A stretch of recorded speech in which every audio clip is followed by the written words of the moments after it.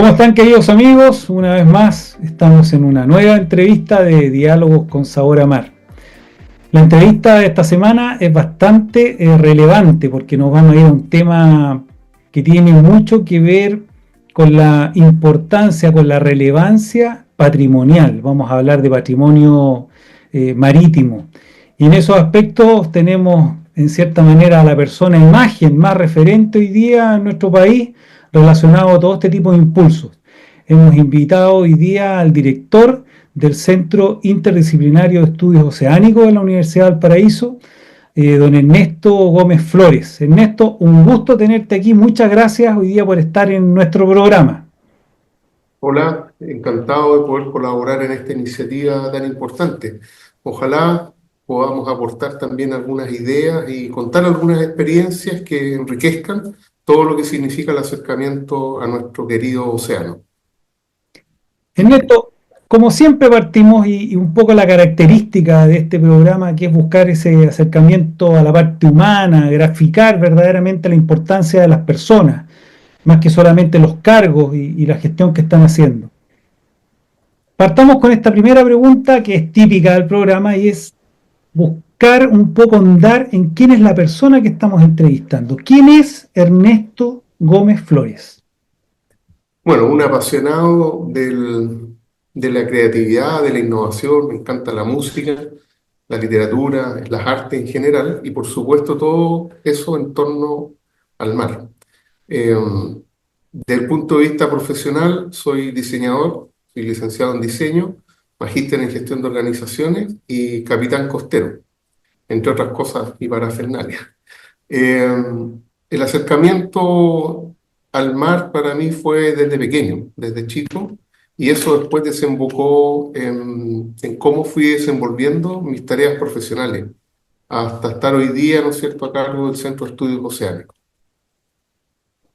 Y el Centro de Estudio Oceánico es una unidad, un departamento dependiente de qué área de la Universidad de Valparaíso. Eh, la universidad está dividida en facultades. Una de las facultades que tiene la universidad es la Facultad de Arquitectura. Ahora, esta facultad es interesante porque en realidad es bien interdisciplinaria. En esta facultad conviven la Escuela de Arquitectura, la Escuela de Diseño, la Escuela de Teatro, la Escuela de Cine y la Escuela de Gestión en Turismo y Cultura, de la cual yo fui fundador también. Entonces, si bien es cierto, la facultad se llama arquitectura, en realidad es una facultad que nutre, y ahí se puede entender por qué estamos en esta facultad. Se nutre mucho de la innovación, de la creatividad, obviamente, y del patrimonio. Piensa tú que de esta facultad en algún momento, parte de los estudios que se desarrollaron en la Escuela de Arquitectura por la profesora arquitecta Miriam Weisberg, fueron parte de los fundamentos por los cuales Valparaíso fue declarado Patrimonio de la Humanidad. Los estudios de las casas de Playa Ancha nacen de acá, de esta facultad, de esta escuela de arquitectura, y las iglesias de Valparaíso también son estudios que nacieron desde acá y que sirvieron de insumo para entender la relevancia desde el punto de vista patrimonial de Valparaíso. Sí, es una facultad con mucha historia y Ernesto, con mucho aporte. para entender, para graficar un poquito el diseño, porque, bueno, me lo has explicado muchas veces, pero a mí siempre se me olvida también. ¿Cuál es la definición propia cuando uno dice el patrimonio? Porque lo has explicado muchas veces tú y lo has dicho, el patrimonio no es un cuadro. Cuál es la relevancia que tiene, la importancia que tiene la gente que entender cuando uno habla de la esencia patrimonial de las cosas? Bueno, desde el punto de vista sintáctico, patrimonio significa lo que nos pertenece. Es lo que tenemos, lo que poseemos. Lo miramos así como bien de forma sencilla. Eso significa que todo aquello que forma parte de nuestro acervo. Está tu patrimonio personal, ¿no es cierto?, que corresponde a lo que tú posees, pero también está tu patrimonio familiar, desde el punto de vista material y desde el punto de vista histórico. Y de las personas. ¿Te fijas? Entonces, uno puede clasificar el patrimonio. Tú tienes tu patrimonio, tienes tus activos, ¿no es cierto? Tienes tus terrenitos, tienes tu vehículo, pero también tienes una familia. Y esa familia hay personas. Entonces está el patrimonio material, pero también está el patrimonio inmaterial, las historias de tu familia, que no están escritas a lo mejor, pero forman parte de lo que se narra, de lo que se comparte en un asado, pero eso es parte de tu patrimonio. Las calles de tu ciudad, de tu querida ciudad Olmué, ¿cierto? Son parte de, de lo que tú recibes como ciudadano. Entonces, patrimonio, en resumen, es todo aquello que nos pertenece como individuo o como sociedad. Entonces, eh, de aquí quiero marcarte algo importante. Yo creo que para mí vincularme con el mar tuvo dos grandes, podríamos decir, vectores. Uno, que cuando aprendí a leer, mi mamá tuvo la genial idea de regalarme 20.000 leguas de viaje submarino, cuando estaba recién aprendiendo a leer. Fue como mi primera tarea en el colegio, léete este libro, una versión obviamente ilustrada y resumida. Pero ahí una cosa importante, ¿no es cierto? El regalo de mi mamá del librito 20.000 leguas de viaje submarino ilustrado. Y lo segundo que me tocó después, cuando un poco más grande, por allá por el año 1973, a principios de 1973, tuve la suerte de visitar la primera feria del mar que se desarrolló en Valparaíso, justamente cerca de mi oficina en Playa Ancha. Un proyecto gigantesco que lo impulsa el alcalde de la época, don Sergio Buscovich, alcalde en ese momento eran designados por el presidente, don Sergio Buscovich, muy amigo del presidente de la época, don Salvador Allende, y entre los dos, ¿no es cierto?, generan esta idea de crear la primera feria del mar en Valparaíso. Y como te comentaba, cuando chico, tuve la oportunidad de visitarla en unos galpones gigantescos, para la época, yo diría, una exposición extremadamente vanguardista, tanto por la arquitectura que se utilizó para el lugar, como por los contenidos. Tú podías encontrar ahí, me acuerdo, hay una suerte de maqueta, escala 1:1, del submarino Nautilus, casualmente el mismo nombre, el primero que hizo una gran, bajó a mucha profundidad. Al lado estaban la colección de caracolas de Neruda. Un poco más allá, en otro stand, estaban los productos del mar. Un poco más allá estaban los productos congelados que se procesaban del mar. Más allá, toda la parte de armamento, armada. O sea, la feria a mí me sorprendió mucho porque también era súper chico, pero era multidimensional. O sea, mostraba que el mar no solamente son buques de carga y marino, sino que hay mucho más y es mucho más complejo poder entender este patrimonio oceánico que denominamos nosotros en homenaje a que creemos que hay que incentivar y persuadir de que comprendamos que Chile es un país oceánico, que es tricontinental, tenemos una proyección a la Antártida, al continente obviamente, y a los territorios insulares oceánicos. Somos un país, ¿no es cierto?, cuya mayor superficie es el mar, no es la tierra. Y obviamente con toda la riqueza que eso conlleva. Entonces nosotros hablamos de patrimonio oceánico reconociendo, en el sentido de reconocer que Chile es un país oceánico y que tenemos que aprender a gobernar la complejidad que ello conlleva y preparar gente para que en el futuro pueda administrar, gobernar de una forma inteligente y desarrollar innovaciones, proyectos de innovación en torno a todo lo que significa el conocimiento de la industria de la minería submarina, la arqueología, la protección del medio ambiente marino, los parques marinos, etcétera, etcétera. O sea, esto tiene Ya. la Ese, geología, o sea, ese es es multidimensional. un tema que vamos a ir andando más en profundidad cuando nos vayamos al tema central un poco del diálogo, de la Claro. conversación. Pero Oye, como te digo, un poco, un dato importante, quería poner el acento. ¿qué edad tenías, qué edad Efectivamente, tenías cuando fuiste a la feria? un poco, a ver, 61, 71, 12 años, 11 Ya, años. ya. No, que Entonces igual fue muy... trascendente recordar que con esa edad, o sea, hoy día pensamos, tenemos Lolo de repente 20 años, que uno dice que como que le falta madurar, le falta darse cuenta de muchas cosas, que con 12 años ya hayas estado reflexionando de ese nivel de importancia, en virtud de esa mirada que te empezaba un poco a marcar la esencia de donde querías orientar también tu esfuerzo. Continúa, querías decir algo. Sí, que un poco haciendo historia, que también son cosas que te van marcando. Por ejemplo, eso fue una iniciativa. Nosotros además, para nosotros, vivíamos en Valparaíso, en la calle Edwards, con mi familia. por lo tanto, mi plaza de juego era la Costanera. Yo tuve la suerte de poder transitar, jugar, almorzar, íbamos a tomar once al Club de Boga, que estaba aproximadamente donde está la estación Bellavista actualmente. Estaban los clubes de Boga, por lo tanto, para nosotros el fin de semana era ir a ver las competencias de Boga, estar ahí en la cafetería, en el pequeño restaurante que tenía. Y nuestro espacio de juego habitual era la Costanera, no eran las plazas Victoria ni las plazas de arriba. En los temporales íbamos a ver los temporales a la orilla de la Costanera, y casi varias veces nuestros papás casi nos sacaron la mugre porque llegábamos con los zapatos llenos de arena porque íbamos a ver las olas, nos acercábamos a la orilla y después arrancábamos de las olas que estaban reventando. O sea, hoy día, olvídate. Entonces, hay una relación entre la ciudad y el mar que era muy intensa en ese momento. Para nosotros ir a ver las langostas que llegaban de Juan Fernández era cotidiano. Y los fines de semana visitar los buques de la Armada, tomar once, de repente que nos invitaban los marinos a bordo, era una cuestión de los fines de semana. O sea, esa era nuestra vida cotidiana, extremadamente entrelazada con las actividades portuarias, era nuestro paisaje. eh, con la vinculación de alguna manera con todas las actividades, porque en la costanera se desarrollaban muchas actividades vinculadas con la pesca artesanal, con la pesca industrial, con la producción de alimentos procesados, productos del mar, etcétera, etcétera. Entonces, astilleros, faenas de reparación, mantención. Entonces, esto no era como ir de visita, era parte de nuestra plaza de juego.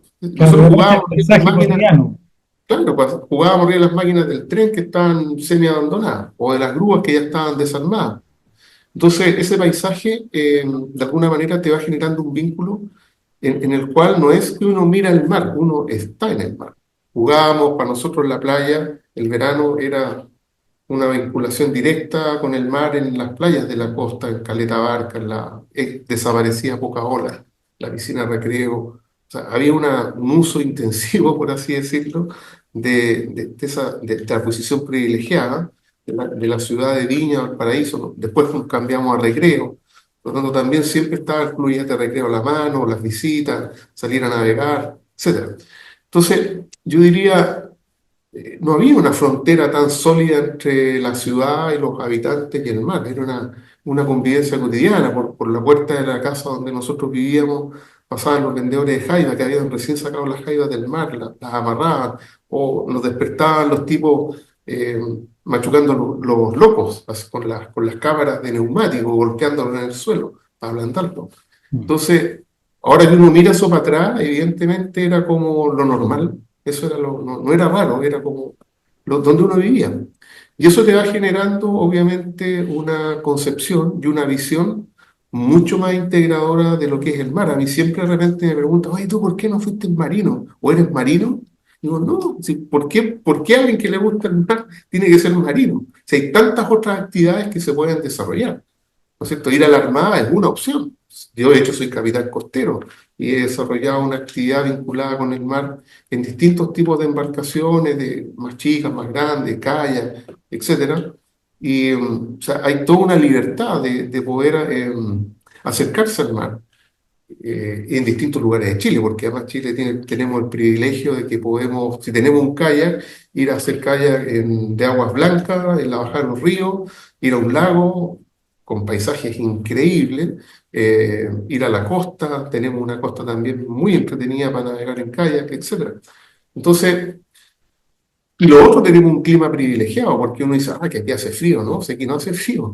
Lo que pasa es que hay 1 o 2 meses que uno de repente en actividades náuticas recreativas el clima se pone más complicado. Pero en general yo te diría, no sé, uno tienes para estar en el agua, no sé, 9 meses todos los días, si quisiera, y más tal vez. Entonces, yo creo que hemos ido perdiendo un poco esa conexión con el mar. La Escuela Industrial de Valparaíso, que está en el límite con la comuna de Viña del Mar, fabricaban embarcaciones, pues había un taller de pequeñas, para fabricar pequeñas, de carpintería Rivera, Ernesto, etcétera. pero volviendo un poco al tema, porque estamos entrando nuevamente un poco al tema central, más patrimonial. Volviendo un poco a tus raíces. tú naciste entonces en Valparaíso y estudiaste en Valparaíso, tú, el colegio, toda esa etapa la viviste. No, técnicamente, claro, técnicamente nací en Santiago, pero mi familia no debe haber estado ni un año en Santiago y a mi papá lo trasladaron a Valparaíso a trabajar. Eh, por lo tanto, yo desde mi principal memoria estaba en Valparaíso, sin Claro, lugar a dudas. ya, Entonces, por lo tanto, toda mi enseñanza básica, enseñanza media fue en Valparaíso. Después tuve la suerte en la enseñanza media de estudiar en la Escuela Experimental de la Universidad de Santa María, la Escuela José Miguel Carrera, que lamentablemente no siguió. Nosotros fuimos de las últimas generaciones que salimos de esa escuela, que funcionaba en el camino a Quilpué, Paso Hondo, donde hoy día está la Escuela de Técnicos de la ya. José Miguel Carrera, que mantiene el nombre, ¿no es cierto?, de la Universidad de Santa María, que fue una experiencia también notable. Y luego la universidad, partí en la Universidad de Chile y terminé en la Universidad de Valparaíso, porque justo me tocó el cambio del sistema de educación superior. Entonces, yo entré a la Chile, que era la sede de Valparaíso de la Chile, y terminé en la Valparaíso, con el cambio del modelo de educación que se generó. Y Ernesto, ¿y cómo se vincula? Porque, bueno, nos explicabas que estudiaste diseño. ¿Cómo del diseño, en el fondo, salta finalmente? ¿Cómo te vas vinculando al tema patrimonial y llegas finalmente a la Facultad de Arquitectura de la universidad? ¿El sitio ya existía cuando tú ingresas a la universidad o tú lo fundaste? Claro, a mí me tocó, yo creo que dos cosas que para mí son muy importantes, fundar dos cosas que para mí son muy importantes. Uno, la, esto sí que es historia, me tocó formar parte del equipo que armamos el primer laboratorio de computación en la Facultad de Arquitectura. Eso también es significativo porque en eso la universidad fue muy pionera y particularmente la Facultad de Arquitectura fue pionera en el desarrollo de tecnología en el ámbito de la arquitectura y el diseño, y en ese momento estaba la Escuela de Construcción también acá. Entonces fue un proyecto muy vanguardista, que si yo lo miro hoy día era para la risa, porque las discusiones eran si comprábamos pantallas verdes o negras, o con las letras naranjas. Claro, Entonces, o si íbamos a tener los floppy disk, era otro mundo tecnológico. Pero lo importante es que me tocó participar en esa primera iniciativa de incorporar un centro tecnológico para el uso de los estudiantes y de los profesores. Luego, yo creo que el otro proyecto importante, que me siento muy orgulloso, es la creación de la Escuela de Gestión en Turismo y Cultura. Y esa escuela, inmediatamente, me tocó ser el primer director, creamos el Centro de Exploración Náutica. O sea, la escuela se funda la Escuela de Gestión del Turismo y Cultura, por ahí por el año 2003, si mal no recuerdo, e inmediatamente creamos el Centro de Exploración Náutica y lo instalamos en el Muelle Barón, que por lo tanto ya tenemos más de 20 años, ¿no es cierto?, operando con actividades de buceo, de vela menor y de kayak de mar, para los estudiantes y para la comunidad.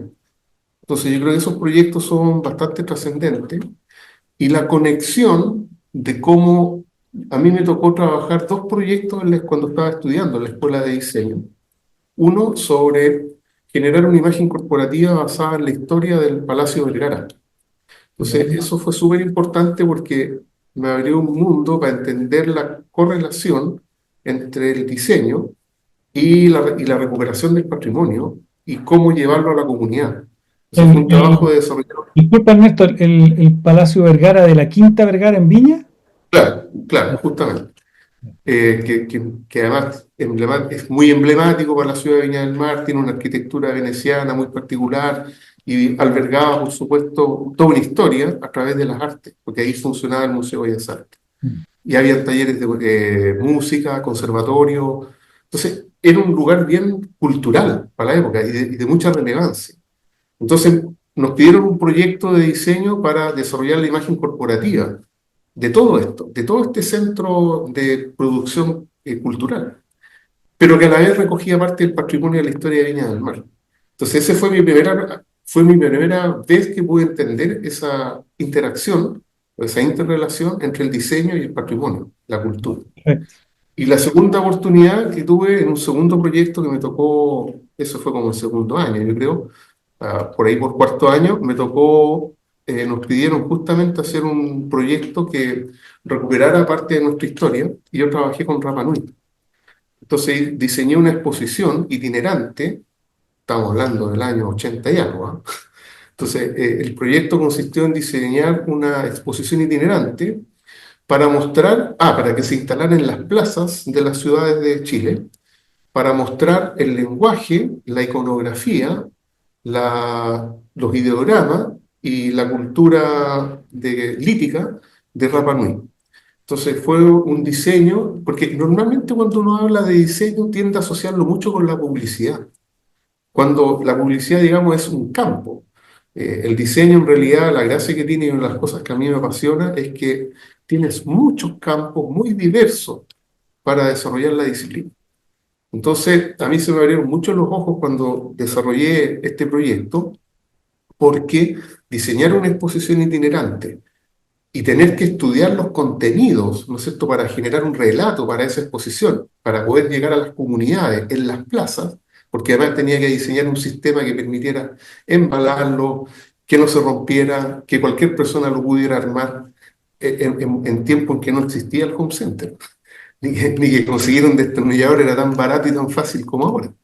Entonces fue un desafío desde el punto de vista de la producción, del diseño, ¿no es cierto?, de cómo concebir este objeto transportable y que además tuviera un relato. Entonces esa investigación fue fantástica porque para generar el relato me tuve que vincular con arqueólogos, especialistas en Rapa Nui, con la comunidad de Rapa Nui, eh, con personas que trabajaban desde el continente con la isla y por supuesto trabajar con los principales gestores culturales de la isla. Entonces, ese proceso de diseño a mí me abrió ahí una puerta gigante para entender y en su momento totalmente inexplotado, porque nadie hacía esas cosas, o muy pocos. Entonces, y luego, cuando me titulé, tuve la suerte de trabajar justamente en el diseño y montaje de exposiciones, cuando antes eran más relevantes. Y eso me recordaba, fue como una vuelta atrás, porque me recordaba permanentemente la experiencia de haber vivido la primera Feria del Mar, que además era, desde el punto de vista de diseño, claro, yo era chico, no sabía ni qué es lo que era la palabra diseño, pero llamaba mucho la atención, ¿no es cierto?, la arquitectura del espacio, las muestras, los montajes, las maquetas, era súper alucinante, entonces uno queda ahí como le queda dando vueltas. Y por lo tanto, mi trabajo profesional siempre estuvo muy vinculado a tratar de llevar a las comunidades y desarrollar proyectos que permitieran identificar, reconocer, estudiar, custodiar también, proteger el patrimonio vinculado con el mar, particularmente porque era lo que a mí más me gustaba. Entonces hicimos muchos trabajos, además de gran escala, con la FISA, con el Colegio de Ingenieros de Santiago, que permitió también aprender, porque también en esa época montar una exposición no es lo mismo que ahora. O sea, las tecnologías que habían en el año 80, 90, evidentemente, eran mucho más precarias que las que existen hoy día. Entonces, y más cara, evidentemente armar una exposición era carísimo. Nosotros hoy día con los alumnos armamos exposiciones en 3 meses y comparativamente es financiable con la plata que reúnen los alumnos, o sea, y hacemos exposiciones de muy buen nivel. Entonces, yo creo que ese es un área también interesante que te muestra cómo, y tú en las fotos que tienes atrás, además, se muestra esa diversidad que está vinculada a todo lo que nos otorga, a todo lo que pertenece a los chilenos respecto del mar. Ahí tú tienes embarcaciones, reconstrucción de embarcaciones polinésicas, la reconstrucción del submarino Flak, tienes prospecciones con el buque Cabo de Hornos, en el vapor Arequipa, hay instalación de unos sensores para medir los modelos matemáticos para la predicción de marejadas. Hay una foto muy bonita ahí que está no sé si la alcanzarán a ver, pero hay un helicóptero, ¿no es cierto?, y hay unas personas sentadas, un Bell Jet Ranger. Eso es la cubierta de tanques del buque, perdón, claro, ese era el Sargento Aldea. Entonces, ese es un seminario a bordo que organizamos para justamente que las personas pudieran vivir la experiencia de hablar del patrimonio oceánico, pero navegando. Y esa foto corresponde a un viaje a Robinson Crusoe en el buque Sargento Aldea de la Armada de Chile. Entonces, esa experiencia cambia el sentido de la comprensión de las personas respecto de nuestro mar. O sea, la primera vez que le pedimos a la Armada la posibilidad de desarrollar un seminario a bordo. Claro, me quedaron mirando y dijeron, oiga, pero se le va a marear todo el mundo. Efectivamente, es parte de la experiencia, hay que vivirlo. Y la foto de arriba, estamos en una charla a bordo del bote salvavidas, de una embarcación de rescate del bote salvavidas, con un curso de un diplomado de nuestra amiga Saba Serari sobre todo lo que tiene que ver con puertos. Entonces siempre tratamos de que la experiencia teórica, o sea, perdón, que el conocimiento teórico tenga una inmediata conexión con la experiencia práctica. O sea, hablemos del mar en el mar, hablemos del significado del patrimonio oceánico navegando. Discutamos sobre nuestra herencia, bueno, discutamos a bordo de un buque. Hay fotos también de la Antártida en un viaje que me tocó hacer justamente para analizar las posibilidades de generar líneas de investigación sobre el patrimonio antártico. Entonces, ¿qué quiero decir con esto? Si tú te fijas, la multidimensionalidad que nos otorga el mar, no la vemos. Lo tenemos ahí al lado, pero no. En general, lo que yo he visto es que somos muy especializados en un tema del mar y no generamos interconexiones. Cuando a nosotros nos tocó organizar, te recordarás, en los tiempos de pandemia, un Zoom, donde tuvimos la patudez de hacer un seminario a bordo por Zoom, navegando por Internet, tratamos de hacer eso, ¿te recuerdas? De tratar de... Ah, a ti te tocó también el 27 Brazas, que lo hicimos navegando a bordo del Cabo Hornos, tuviste la suerte también. Entonces, yo creo que llevar a las personas a una vivencia directa con el mar es una oportunidad única y que lo hemos logrado hacer con el apoyo, obviamente, de la Armada de Chile y de muchas instituciones que han ido prestando equipamiento o capacidad instalada o personal para poder ir desarrollando estos proyectos, que también son proyectos absolutamente colaborativos, es decir, no son proyectos competitivos. Aquí hay muchas instituciones, detrás de esas fotos hay muchas instituciones que generosamente han aportado tiempo, personal, tecnología, recursos, capacidad instalada para poder llevar a cabo estos proyectos. Eso también es importante destacar. Oye, Ernesto, bueno, hemos expandido bastante la temática del patrimonio, cuántas cosas que se han ido haciendo. Me queda claro que cuando comentas o divulgas un poco el sentir, hablas con pasión, hay verdaderamente una motivación, hay un encuentro, te gusta lo que haces, por eso que era importante poder un poco personificar, dar con ese perfil, cómo llega un diseñador a encantarse tanto con el mar y empezar a vincularse, empezar a trabajar en esto y poder destacar justamente la función, porque no es solamente un centro interdisciplinario de estudios oceánicos, es un director que impulsa esto, que está todo el tiempo haciendo gestiones y proyectos para resaltar la importancia no solamente marítima, sino que la importancia oceánica, como bien dices tú, está relacionado, comprender, como lo has dicho muchas veces, de que Valparaíso no termina ahí a la salida del molo, sino que Valparaíso sigue hacia las islas, tiene toda una proyección insular. Detrás de toda esa figura de Ernesto Gómez, ¿cuál es el mensaje? ¿Cuál es el legado que podría traspasar ahora que está aquí en cámara don Ernesto Gómez a los jóvenes que se inician y que tienen que conocer la importancia de nuestro mar para Chile, que es más maritorio que territorio, como decías tú? Bueno, la pregunta es bien difícil, pero yo creo que hay algo que es fundamental y es tratar de, primero, que los jóvenes estudien más, conozcan más, viajen más y apenas tengan la primera oportunidad, navegar, acercarse al mar en forma práctica. Ahí las ideas surgen solas. Hay personas que evidentemente a mí me ha tocado ver que se acercan al mar, se suben a una embarcación y se terrorizan y no se quieren subir nunca más. Ha pasado. Pero siempre nosotros decimos, hay una escala para aproximarse al mar que es adecuada para todos.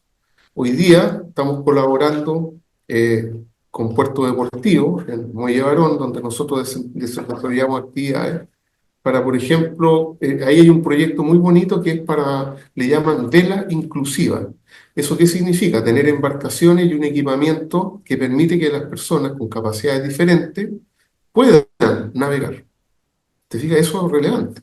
Nosotros hacemos un esfuerzo cotidiano para acercar a los jóvenes, desde la enseñanza básica hasta la enseñanza media, a través de los kayaks, a través de los cursos de vela, etcétera. Yo creo que el gran mensaje es, primero a los jóvenes, estudiar, conocer, viajar y acercarse al mar y descubrir qué de todo eso es lo que les gusta.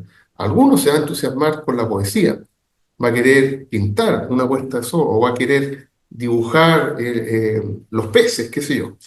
Yo creo que ahí cada joven el desafío es descubrir qué quiere legar para, yo diría, uno de los elementos más importantes que tenemos en el planeta, que es el mar. El oxígeno que respiramos lo produce el mar. Más del 70% del oxígeno que respiramos lo produce las microalgas, el fitoplancton. Entonces, yo creo que aprender a qué podemos, primero, saber qué nos otorga el mar, qué nos da el mar, qué nos regala el mar. Nos da la vida, o sea, la vida indiscutiblemente, la vida humana nace desde el mar. Llevamos ahí un cordón umbilical que a veces lo cortamos, pero recordemos eso, o sea, todo lo que el mar nos da nos permite vivir, nos permite respirar.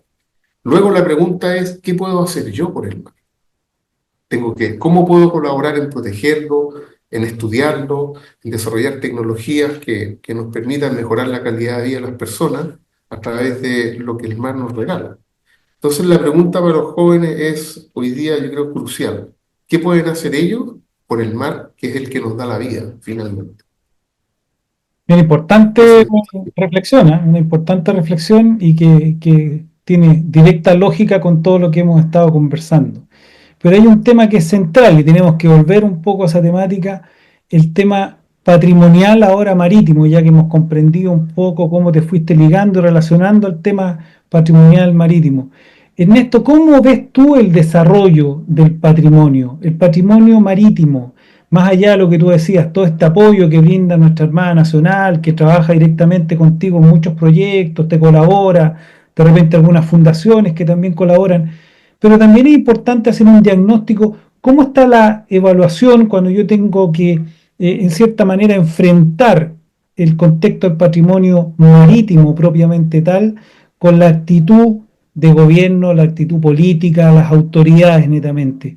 ¿Se entiende cuál es esta trascendencia? ¿Hay verdaderamente un impulso? ¿El Ministerio de las Culturas, etcétera, se involucran en este tipo de temas?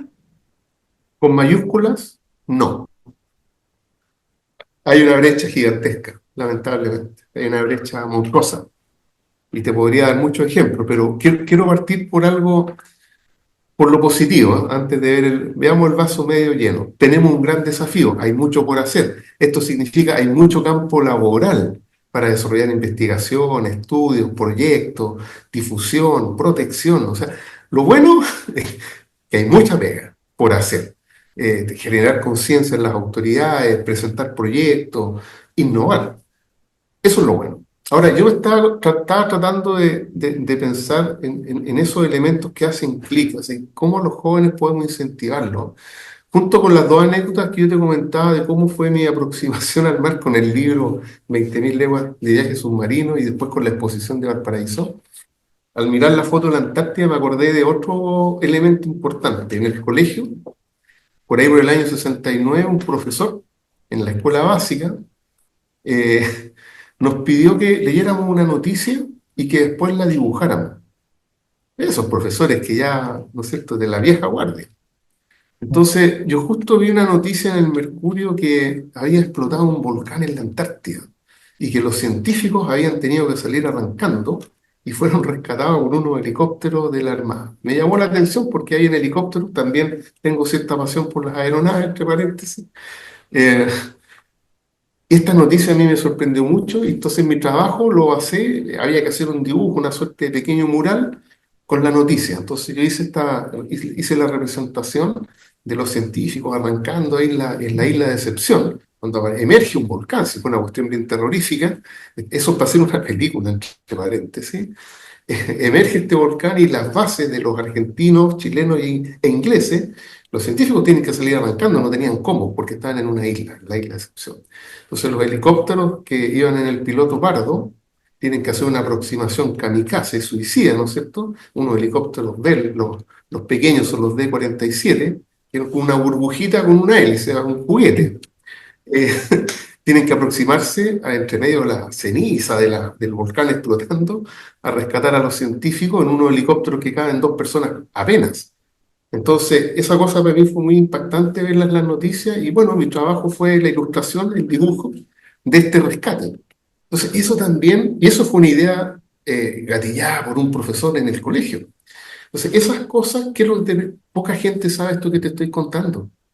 Los pilotos que tuvieron una acción heroica, ¿no es cierto?, en el rescate de los científicos, son prácticamente desconocidos. Hoy día en la sala antártica del Museo Marítimo ahí aparece entre medio una foto del rescate. Y esto es una historia, yo te diría, para hacer una película así de aventura increíble. Entonces, ¿qué pasa? No conocemos nuestro patrimonio, no lo tenemos al día. Yo le pregunto acá a personas que saben, que son personas con estudio, ¿por qué la playa de las Torpederas se llama Las Torpederas? ¿O dónde está la playa ancha de Playa Ancha? ¿Te fijas? ¿O qué significa el escudo de la ciudad de Valparaíso? Y no saben. Entonces, cuando tú ves que esto en algún consejo en la Municipalidad de Valparaíso, a veces comentábamos, oye, esta bandera aquí que tiene este escudo de la ciudad, ¿qué significa? Y en ese escudo de la ciudad de Valparaíso está resumido los elementos más claves de la historia de Valparaíso y de su futuro. Entonces, tenemos un problema que tal vez es parte de la formación de los niños, de enseñanza básica, enseñanza media, luego en la universidad, en que los alumnos y que las autoridades no conocen patrimonio, no conocen lo que poseemos. Eh, los motivos pueden ser muchos. Lo importante que tenemos que hacer ahora es que las personas tengan acceso a eso. Si tú te fijas, todas las imágenes que están detrás tuyo buscan eso, acercar a la comunidad desde el punto de vista teórico, del punto de vista conceptual, del punto de vista de los proyectos, del punto de vista de la difusión cultural, etcétera, a las personas que tomen un poquito más de conciencia y se atrevan a acercarse a esto tan maravilloso que es nuestro océano. Entonces sí, tenemos una brecha gigante porque, y eso hay evidencia física, o sea, si aterrizamos, a ver, hechos concretos, el abandono del sector de Barón, un lugar maravilloso que tiene todo el potencial para desarrollar el turismo así, el turismo azul, tener, recuperar la carpintería ribera, astilleros, reparación de embarcaciones tradicionales. O sea, tenemos un polo de desarrollo en Barón, en Valparaíso, maravilloso. Nosotros le propusimos al gobernador, a ser electo actualmente, eh, que pensaran, que consideraran en la nueva estrategia regional que la región de Valparaíso es una región oceánica. Es la única región que se proyecta casi 4.000 kilómetros hacia el mar, con Rapa Nui. Rapa Nui administrativamente, como ustedes saben, pertenece a la región de Valparaíso. 700 kilómetros, 700 y tantos kilómetros, Robinson Crusoe, el archipiélago Juan Fernández. Muchas personas no saben, es lo mismo decir el archipiélago Juan Fernández Robinson Crusoe, y no lo es. Robinson Crusoe es la isla del archipiélago. Yo le he preguntado a personas importantes, ¿cómo se llama el pueblo que está en Robinson Crusoe? Y no saben. Tampoco saben que la primera batalla naval de la Primera Guerra Mundial ocurre en Chile, en 1915, ¿no es cierto? Donde la escuadra alemana, entre ellos el crucero Dresden, destruye prácticamente en forma casi la mitad de la escuadra inglesa. Producto de esa batalla que ocurrió frente a Coronel, el 1 de noviembre, la escuadra inglesa prácticamente sufre una de sus derrotas más grandes en la historia de la Royal Navy, y la escuadra alemana, ¿no es cierto?, va luego a buscar al resto de la escuadra a las Islas Falkland, y ahí se encuentran, le pasó una cuestión bien dramática, se encuentran con toda la escuadra inglesa, los ingleses cobran revancha, destruyen prácticamente toda la escuadra alemana, y escapa un buque, el Dresden, el crucero Dresden, de una tecnología para la época alucinante. Escapa por los canales del sur de Chile y se va a esconder a la isla Robinson Crusoe, ¿no es cierto?, en Bahía Cumberland, en el pueblito de Juan Bautista. Y ahí es atrapado por los buques ingleses y los marinos alemanes deciden hundir el buque antes de que caiga en manos de los británicos. Y está hundido hoy día a prácticamente 70 metros de profundidad en la bahía de Cumberland.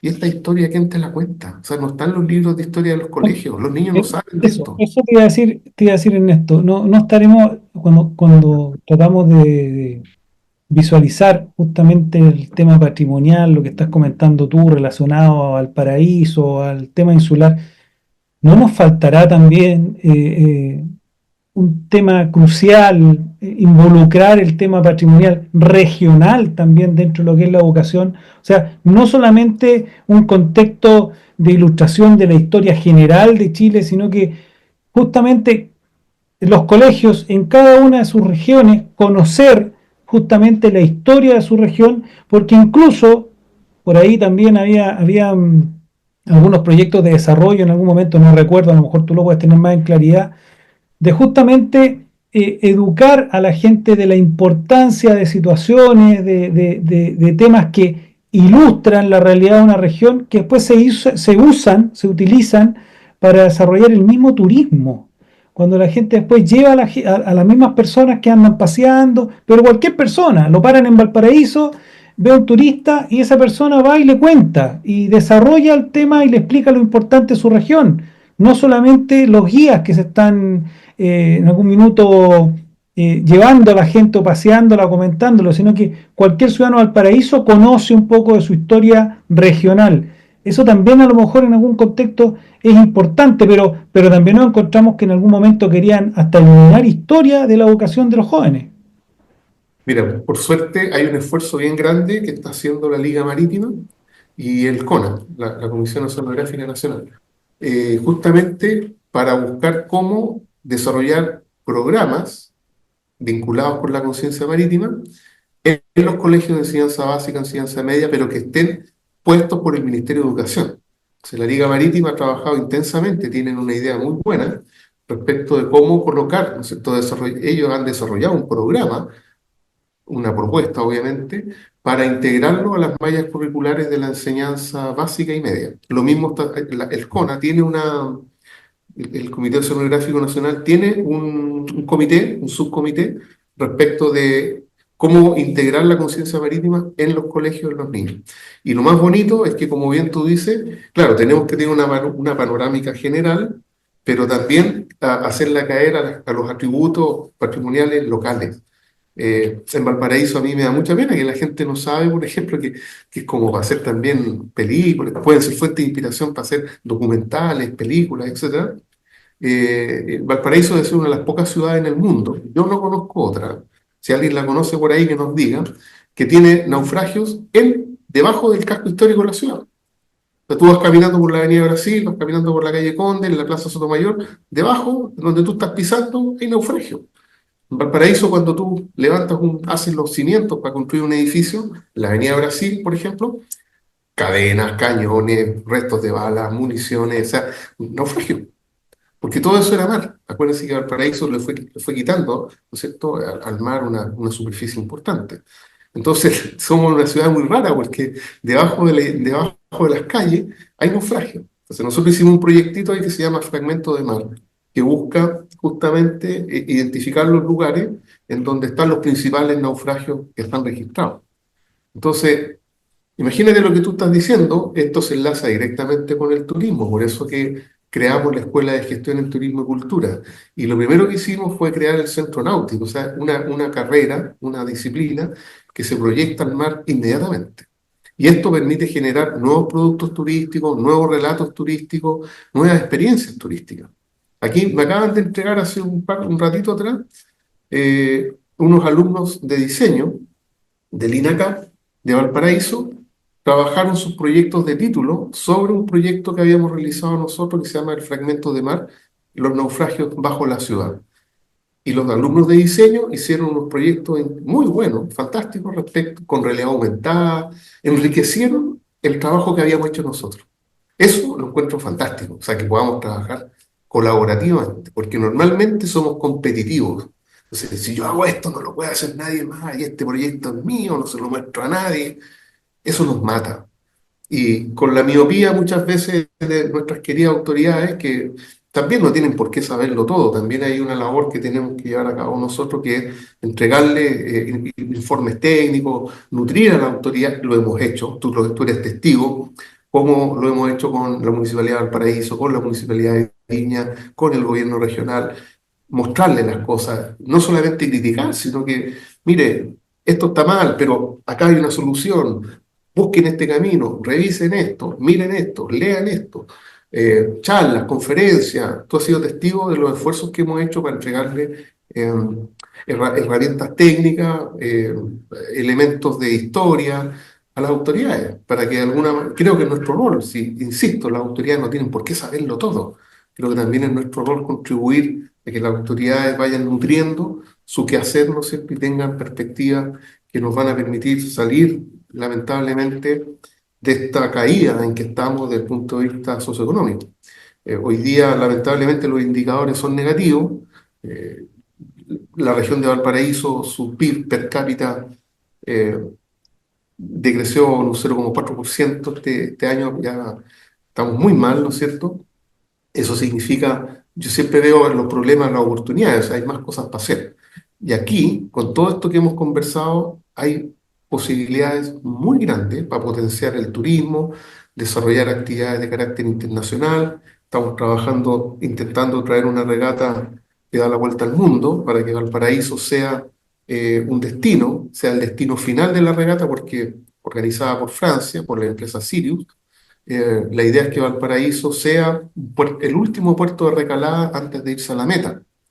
Entonces, nos ha costado mucho porque también ahí chocamos con, ¿no es cierto?, que la autoridad no entiende esto, le cuesta. La empresa privada ha sido muy generosa, ha estado dispuesta a invertir, afortunadamente, para cubrir los costos que esto significa. Entonces, yo con esto quiero decirte, Valparaíso, la región de Valparaíso nosotros hemos propuesto siempre, se lo propusimos al gobernador y espero que nos haya escuchado, que Valparaíso es una región oceánica. Y la capital de esa región oceánica debiese ser Barón, con toda la implementación que se puede desarrollar. La bodega tiene un Bolívar, tiene un muelle, hay que mejorar las condiciones, tal vez con una pequeña marina para tener aguas abrigadas. Es un lugar maravilloso, terminal de cruceros debería estar ahí, ¿no es cierto? Está la infraestructura adecuada para hacerlo y construir un terminal de cruceros integrado.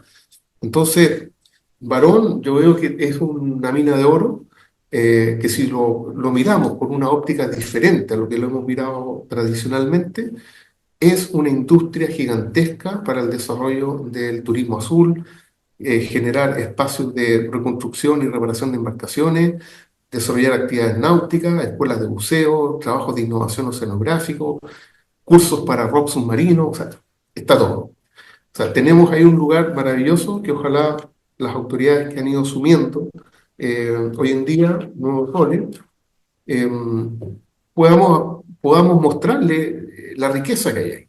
Y que ojalá Barón sea esta, metafóricamente hablando, ¿no es cierto?, esta capital oceánica de esta región oceánica.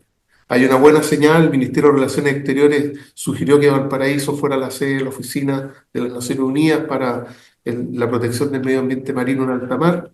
Esa oficina sería emblemático que estuviera en Valparaíso indiscutiblemente. Ernesto, Eso es una buena señal. Ernesto, bueno, nos damos cuenta que podríamos estar una semana abordando distintos temas porque es muy amplio este tema. Pero el programa se llama Diálogos con Sabor a Mar y en el contexto del sabor a mar siempre es importante preguntar, ¿dónde crees tú que está el compromiso dentro de tu actividad? ¿Dónde crees tú que Ernesto Gómez se vincula necesariamente con lo que es el ir generando conciencia marítima y oceánica? Bueno, ahí, digamos, es bastante multidimensional tu pregunta. Yo creo que el primer esfuerzo que hicimos grande fue crear la Escuela de Gestión en Turismo y Cultura, porque eso nos da la base para crear conciencia en los jóvenes y a partir de la universidad generar proyectos de investigación, proyectos de desarrollo turístico y proyectos culturales. Yo creo que esa es una decisión estratégica. Lo segundo, como yo te comentaba, es que dentro de la escuela se crea el Centro de Exploración Náutica. Eso ya es meter a los alumnos en el agua. Olvídate la cara del rector cuando le dijimos que íbamos a sacar a unos alumnos a navegar. O sea, tú comprenderás que saltaron los tapones por todos lados. Y luego yo creo que el Centro de Estudios Oceánicos ha sido una herramienta que nos ha permitido también vincular instituciones, generar trabajo colaborativo con instituciones del Estado, con instituciones privadas. Y yo creo que la clave para poder salir adelante y tener un impacto real es la asociatividad colaborativa. Tenemos que aprender a trabajar colaborativamente dejar de competir. Es ridículo que el puerto de San Antonio compita con el puerto de Valparaíso, con el puerto de Ventana. Debería ser todo un sistema integrado, un sistema integrado. Lamentablemente la ley nos dice otra cosa. Yo creo que hay un trabajo para la Cámara, ¿no es cierto?, para el Congreso, de cómo modificar la ley de puertos que permita justamente desarrollar eh, de una manera mucho más inteligente la gestión de los puertos. ¿Te fijas? Todos los puertos son complementarios, no nuestros competidores están fuera, o sea, están en Brasil, están en Perú, nosotros estamos ocupando el 11º lugar de movimiento de carga de contenedores en América, entonces, y bajando. Entonces, hay una amenaza importante ahí con Chancay, ¿no es cierto? Todos lo saben, pero yo creo que es una oportunidad para que repensemos y reestructuremos nuestra visión estratégica de cómo abordar la gobernanza de nuestro océano.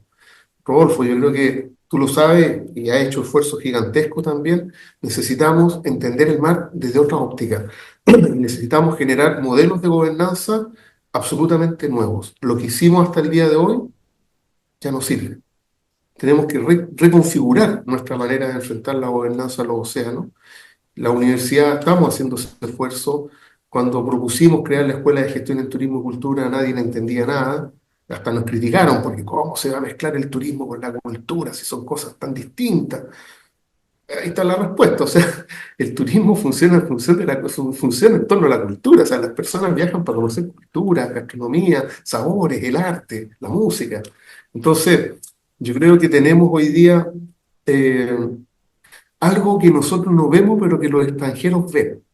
Cuando la regata Globe 40 nos preguntó si era factible que Valparaíso fuera puerto de recalada de esta regata que da la vuelta al mundo, yo les pregunté un poco haciéndome el tonto, oye, ¿por qué no mejor Valdivia o Puerto Montt o Punta Arenas, que tiene una infraestructura a lo mejor más económica, más accesible? Nosotros aquí tenemos paveleros, yates oceánicos, tenemos una infraestructura que aparte de los clubes yates, que son privados, no hay. Entonces yo le dije, ¿sabe qué? Mejor que Valparaíso, no, mejor vamos a, no sé, a Coquimbo. Dijo, no, si a nosotros nos interesa Valparaíso, la ciudad. Y los franceses me dijeron, no queremos estar en un club de yates privado, queremos estar donde la comunidad pueda participar, pueda ver, conversar con los capitanes, ver las embarcaciones, subirse a las embarcaciones, participar en una regata, porque la idea es hacer una regata en la ciudad, en la bahía, una regata no competitiva, sino que más bien de una regata de camaradería, podríamos decir. Eh, los franceses están haciendo todo lo posible por venir a Valparaíso y nosotros lo único que hacemos es poner trabas, porque nos encontramos con problemas, porque el lugar, porque el mono, porque la infraestructura. Los franceses están convencidos que tienen que venir al paraíso y nosotros no. Eso es lo más paradójico. Entonces, contra eso es lo que tenemos que buscar, ¿no es cierto?, de una manera, yo diría, amigable. Esto no se trata, no podemos estar peleando por estas cosas, sino que necesitamos generar espacios de encuentro y que nuestras autoridades logremos persuadirlas de la importancia y relevancia estratégica para el desarrollo de la comuna, para el desarrollo de la región y del país de este tipo de iniciativas. Ernesto, y concluyendo un poco, porque ya se nos empieza a escapar el tiempo, como te decía, muy interesante todo, nos va a dar para otro programa en algún momento, vamos a tener que volver a abordar algunas temáticas que son vitales e importantes. ¿Cuál sería un poquito, resumiendo, muy cortito, resumiendo un poco, tu propia conclusión de todo lo que hemos ido conversando en relación a tu persona, a tu interés, a tu perseverancia, a tus propios esfuerzos, un poco a lo que hace el CIDIO? ¿Cuál sería tu conclusión de lo que hemos ido un poco conversando? Mira, cada vez que damos un paso o que avanzamos un par de millas en el mar, nos damos cuenta que el mar es más grande. Entonces, cada vez que logramos conquistar un espacio del mar, metafóricamente hablando, nos damos cuenta que nos faltan miles de millas más. Entonces, uno realmente se cansa, ¿no? Yo te debo decir que en algunos momentos, cuando se caen los proyectos, falló el patrocinador, la autoridad nos dejó botados, qué sé yo, eh, hay una suerte de frustración. Pero el desafío es tan grande y es tan maravilloso que a pesar de... Es como, mira, esto te va a hacer mucho sentido. Yo creo que no hay marino que no se haya mareado alguna vez. El marino que dice que nunca me he mareado es porque ha navegado poco a lo mejor. Pero hay algo muy raro. Yo creo que todas las personas que se han mareado alguna vez arriba de un buque, en el momento, no quieren subirse más a un buque. Dicen, nunca más me subo a esta cuestión. Pasan unos días, vuelven a tierra, pasan unos días y dicen, no, en realidad quiero volver a navegar. Entonces, esta cuestión es como un desafío gigante que uno va dando pequeños pasitos, pero cada vez que tú das un paso te das cuenta que lo que viene a continuación es más grande y es más complejo. Entonces, nosotros como centro partimos, dijimos, primero, lo primero que vamos a hacer cuando creamos el Centro de Estudio Oceánico va a ser colocar en la autoridad que el mar existe. Lo primero que hicimos fue la Estrategia Regional de Desarrollo, desarrollada por el intendente Celis, el año 2000, ya ni me acuerdo, eh, logramos colocar en la Estrategia Regional de Desarrollo que la región de Valparaíso tenía que proyectarse al mar, a través del turismo, la cultura, el patrimonio. Eso quedó en el documento. Luego trabajamos con la Municipalidad de Valparaíso en el PLADECO, en el Plan de Desarrollo Comunal, para que la ciudad tuviera una proyección también y una apertura de la comunidad hacia el mar. Eso quedó, está actualmente. Entonces, y después trabajamos con Cernatur para que en el plan estratégico de turismo regional estuviera, ¿no es cierto?, puesto que el mar era un elemento integrante del turismo en la región de Valparaíso. Ahí se crearon las rutas costeras, etc. Entonces, nosotros partimos colocando el tema como en la institucionalidad política, en los planes estratégicos de desarrollo regional y comunal. Ese fue nuestro primer esfuerzo.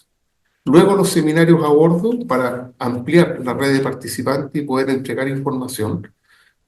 Si tú te fijas, todo lo que nosotros teorizamos aterriza en cosas concretas, ¿no es cierto? Nosotros siempre jugamos con la teoría y la praxis, ¿te fijas? Y creando cosas nuevas. Nosotros creamos en el año 2005 la primera travesía nocturna en kayak entre Viña del Mar y Valparaíso. Histórico. Pero Nunca en se había esto, hecho una travesía. más allá del contexto de todas las cosas que se han ido haciendo, resumiendo, ¿avanzamos o nos vamos quedando? ¿Qué es lo que nos falta?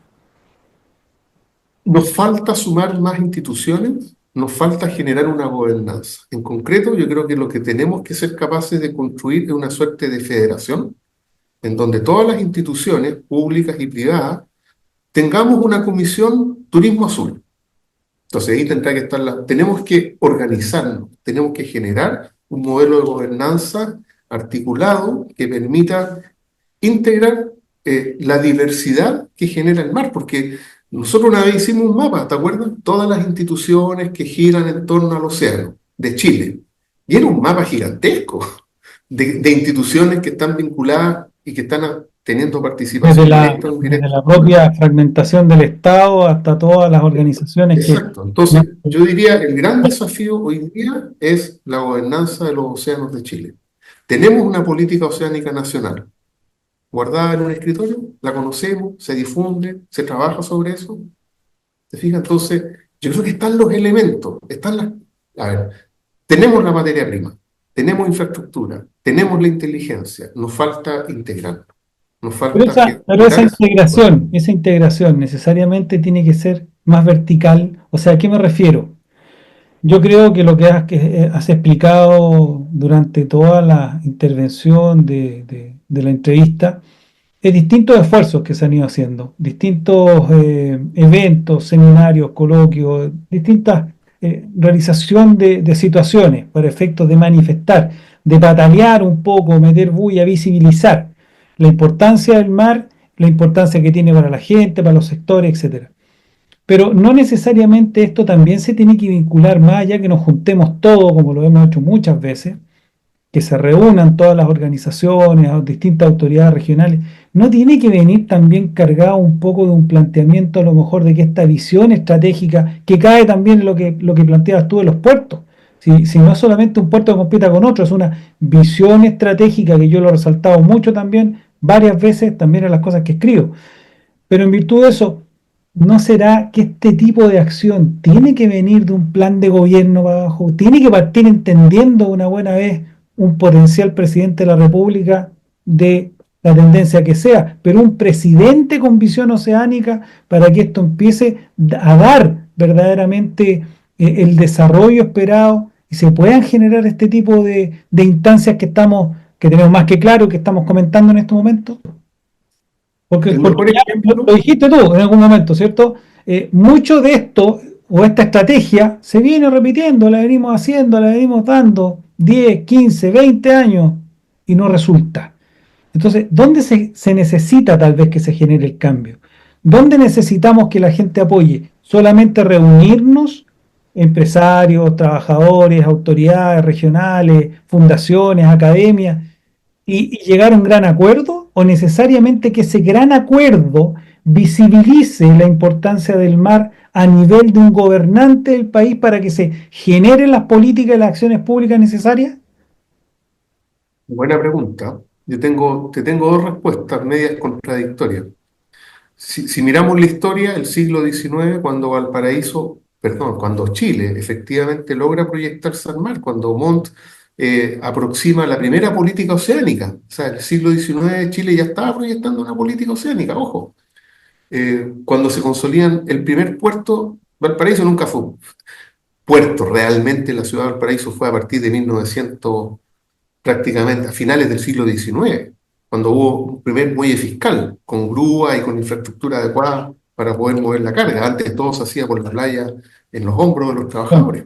sí. Entonces, yo creo que cuando las autoridades y las personas, los empresarios, Wheelwright, un tipo que coloca de su bolsillo y logra conseguir y persuadir a los ingleses para construir comprar la primera embarcación de marina mercante. Es una iniciativa personal, pero que estuvo apoyada por el Estado. O sea, éramos menos también en ese momento, podríamos decir, el pensamiento lo direccionaban menos personas, era más fácil a lo mejor. Pero cuando se pusieron de acuerdo privado y el Estado con un objetivo estratégico compartido, evidentemente avanzamos.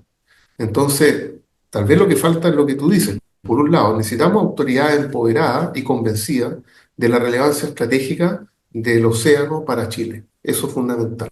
Y que sea capaz de liderar. Porque acá yo diría lo que nos falta un poco es un líder que sea capaz de articular a todas estas entidades, que son muy diferentes además, y que tienen ritmos diferentes, ¿no es cierto? La universidad va a una velocidad que no es la misma que va una empresa naviera, que no es la misma que va el alcalde. Todos vamos, esto es como un calendario maya, ¿no es cierto? Cada uno va con su ritmo. Entonces, necesitamos a alguien que articule esos ritmos y que lidere los objetivos estratégicos. Yo creo que sí es necesario, por así decirlo, una autoridad superior de nivel presidencial que tome esto con fuerza y lo proyecte porque evidentemente va a cambiar la historia del país. Y nosotros, que estamos haciendo lo que estamos haciendo en cada una de nuestras unidades estratégico-tácticas, tenemos que converger. O sea, juntarnos no cuesta tanto. Se han hecho, en Valparaíso por lo menos hemos tenido grandes logros al respecto. No es tan difícil juntarse, pero concretar cosas es muy difícil, a pesar de que estemos de acuerdo. Entonces yo creo que esto tiene que venir una suerte de empuje de abajo hacia arriba y de arriba hacia abajo. Yo creo que las dos cosas son necesarias. Es Bien, como pues, una Néstor, respuesta antigua. estamos más que claros. Creo que ha sido una excelente entrevista, muy ilustrativa en Gracias. muchos aspectos. Así que te agradecemos gentilmente que hayas participado hoy día en el programa. Nos vamos a tener que convocar para una próxima porque nos sigue quedando mucho que conversar. Y nos vamos despidiendo entonces, agradeciendo una vez más esta sintonía, toda esta oportunidad que le dan Y ahí te a este programa, poder visualizar gente importante, connotado no solamente de Chile, sino que de otros países, y que podamos ir sacando buenas conclusiones para ir mejorando. Un gusto saludarlos y muchas gracias Ernesto. Muchas gracias por la invitación.